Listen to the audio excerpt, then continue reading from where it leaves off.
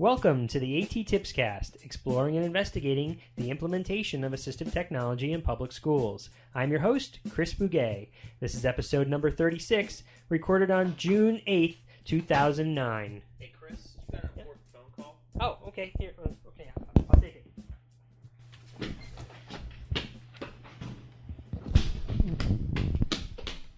Hey, this is Chris's computer. I think he's recording his A.T.TIPSCAST. Let's take over and tell his audience about Book Builder. What a great idea. I can't wait to tell everybody all about this great site we found. I know, I can't believe what a wonderful resource Book Builder is after all those years of talking books with PowerPoint. Not that there's anything wrong with it, but to find a tool like Book Builder with so many features including coaches, text, sound, images, a glossary, and more.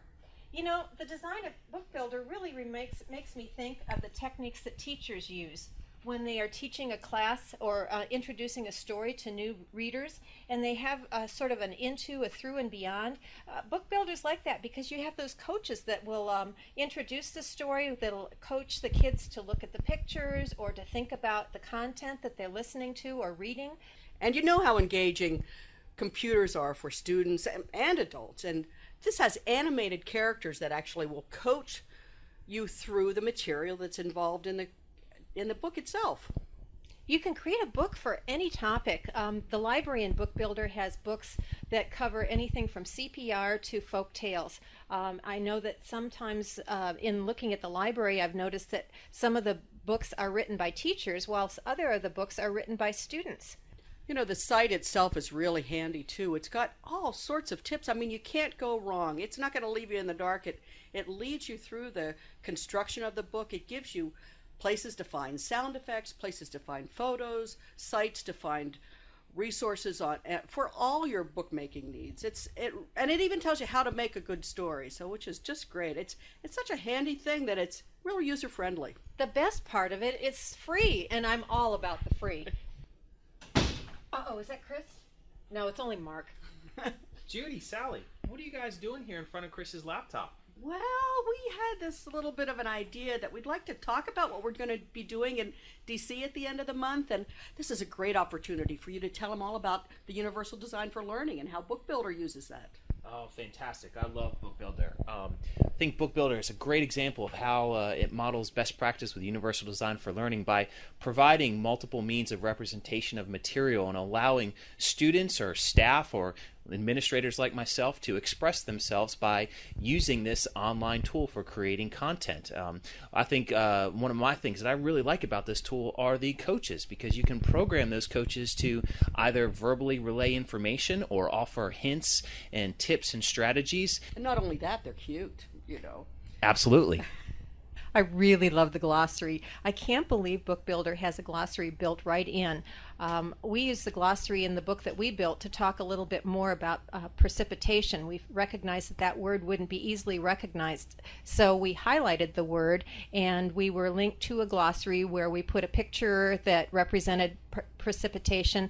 We wrote a definition, and then we also recorded the definition, so a child who was possibly challenged in reading would be able to listen to the definition out loud. The glossary is also printable, so a child could be using Book Builder and following along with their glossary. Judy, you said you created that book. Is that a book I can access in Book Builder? Yes, Sally and I actually created a book called Faucet Facts, and it's the true story of where water comes from, and you can access it by going to Book Builder. You can either log in and become a member of the Book Builder community, or you can go through the library for free. You can just link on as a guest, and then the library is searchable. You can search by a subject area, you can search by grade level, or you can search by schools or by authors. So you can do a search in any number of ways in order to find the kinds of things that you're looking for. Yeah, and remember, Mark, how we were able to put in not only to use the Universal Design for Learning, we put in songs, we put in pictures, we even linked to sites that became more interactive for students that learn in a visual kind of way, so they could learn more about the water cycle that way. If you want to see our book, you can do a search either by second grade or by science or by Loudoun County, but the name of the book is Faucet Facts, the true story of where water comes from.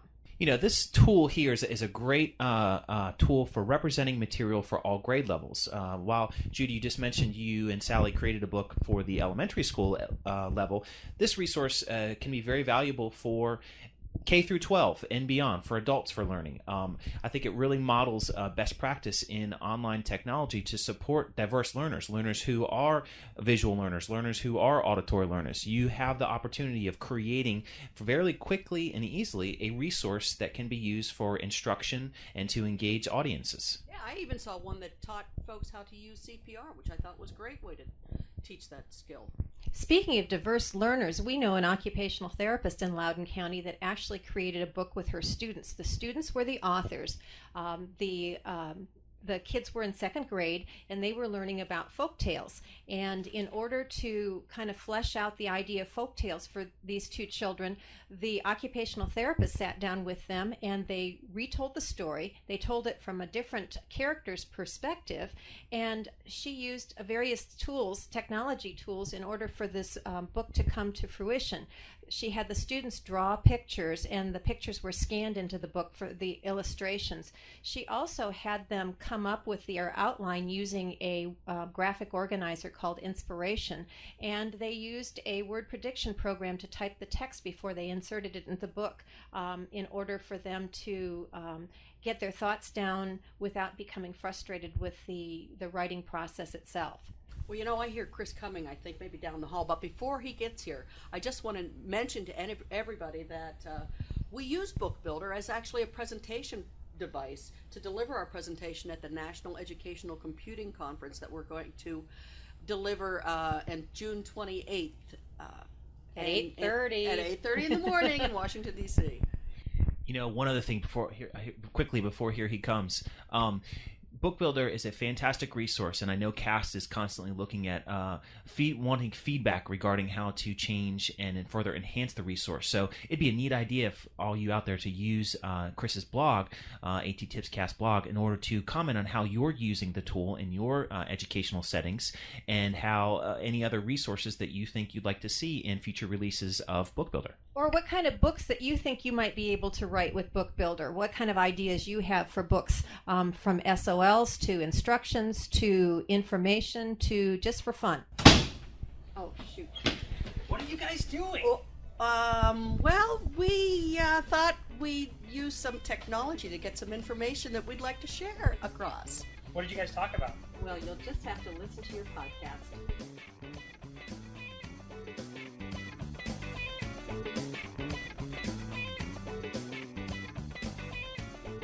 Let this be a warning to all of you who leave your computer up and running when you need to step away for the phone or to tinkle. When you leave it unprotected, strange things, and even stranger people, can get in and mess with your stuff. Those three people who hijacked this episode to embellish upon the aforementioned A.T.TIP number 44 Book Builder were Sally Norton-Darr, Judith Schoonover, and Mark Nichols. They will be doing a presentation at the National Educational Computing Conference, or NEC, in Washington, D.C. on June 28th. If you're going to NEC, I hope you can swing by and check it out. I'm sure they'll make it engaging and fun. Plus, they are taking every single person who attends their presentation out to lunch at the fanciest 5-star restaurant in the city. Well, okay, that's not exactly true. It's only a 4-star restaurant. I can't remember if they said they were going to be getting limos for everyone, or if they're going to be chartering helicopters to take everyone to the restaurant. I'm sure they'll figure it out. Now, if you're bummed because you can't make it, don't worry. You can still participate. You heard Mark mention that they're hoping to get some online discussions going using the A.T.TIPSCAST blog. If you have a story about how you use Book Builder, or if you have a suggestion on how to improve Book Builder, or whatever, they and I would love for you to post a comment on the blog over at ATTIPSCAST.wordpress.com. Chime in on the discussion, share your experience, and have some fun. Speaking of the blog site, I'll have a link to Book Builder along with some other related materials over there that I'm sure you'll find useful. Oh, and by the way, the link for Book Builder is over at www.cast.org. That's www.cast.org. And you go to that website, you'll find a link to Book Builder right on that website. Finally, let me have one of the coaches from Book Builder take it away by saying... Until next time, May all your interventions be inclusive and may all your strategies be supportive.